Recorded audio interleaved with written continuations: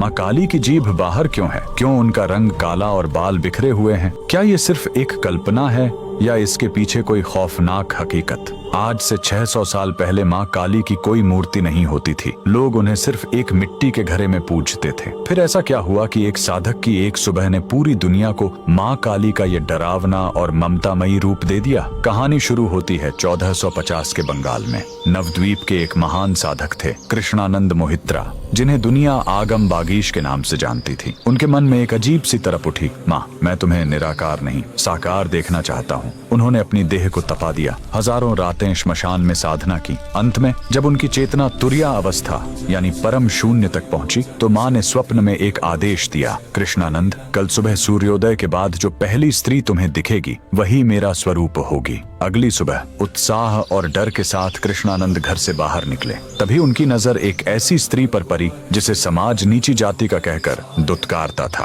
उसका रंग गहरा काला था, काम की वजह से उसके बाल बिखरे हुए थे और माथे की बिंदी पसीने से बह चुकी थी। वो झुकी हुई थी, उसके हाथ गोबर से सने थे और काम करते हुए उसका एक पैर अनजाने में ऊपर उठा हुआ था। कृष्णानंद सुन्न रह गए। उन्हें उस साधारण स्त्री में ब्रह्मांड की स्वामिनी के दर्शन हो गए। जैसे ही कृष्णानंद के मुंह से निकला जय माँ काली, वो स्त्री चौंक गई। शर्म के मारे उसने तुरंत अपनी जीभ दांतों के बीच दबा ली, वही मुद्रा जिसे आज हम जीभ बाहर निकालना कहते हैं। कृष्णानंद को समझ आ गया कि माँ ने अपनी सादगी और शक्ति का सबसे बड़ा रहस्य खोल दिया है। उन्होंने उसी क्षण उस छवि को अपने मन में पत्थर की लकीर की तरह अंकित कर लिया। यही बना दक्षिणा काली या आगमेश्वरी काली का दुनिया का सबसे पहला रूप। सोचिए, जिसे समाज ने अछूत समझा, माँ ने उसे ही अपना रूप बनाया। वो बिखरे बाल आजादी के प्रतीक बने और वो जीभ शर्म और ममता की। आज भी नवद्वीप के आगमेश्वरी इलाका में माँ काली का वही असली और आदि रूप पूजा जाता है। माँ काली हमें सिखाती हैं कि सत्य कभी खूबसूरत चेहरों में नहीं